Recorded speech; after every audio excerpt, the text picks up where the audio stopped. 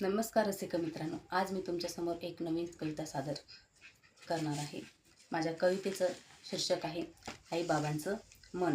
आईचं मन लेकरांसाठी कायम हळवं असतं। आईचं मन लेकरांसाठी नेहमी हळवं असतं, पण त्याचवेळी बाबा मात्र आपल्या पाठीमागे खंबीरपणे उभे राहतात आणि त्याचवेळी ह्या सगळ्या संकटांना ते काय होतं, सामोरे जातात। तर अशाच्या दोन सुंदर भावनांच्या संगमावर मला सुचलेली ही एक कविता। कवितेचं शीर्षक आईबाबांचं मन।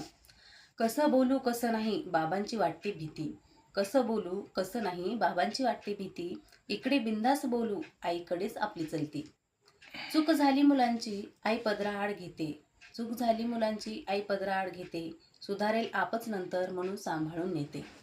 चूक झाली मुलांची बाबांचा चढतो पारा, चूक झाली मुलांची बाबांचा चढतो पारा, शिक्षाही मिळणारच इथे चुकीला नसतो थारा। पोहोचली इजा लेकरांना आईच्या नयनी अश्रू दाटले, पोहोचली इजा लेकरांना आईच्या नयनी अश्रू दाटले, कोसळले आभाळ लेकरांवर असे आईला वाटले। पोहोचली इजा लेकरांना बाबा खंबीर उभे राहतात, पोहोचली इजा लेकरांना बाबा खंबीर उभे राहतात, घाबरायचं नाही बेटा म्हणून सतत धीर देतात, म्हणून सतत धीर देतात। एक असतो धाक आणि एक मधुर वाणी, बाबा नारळी खोबरं आणि आई नारळातील पाणी। धन्यवाद।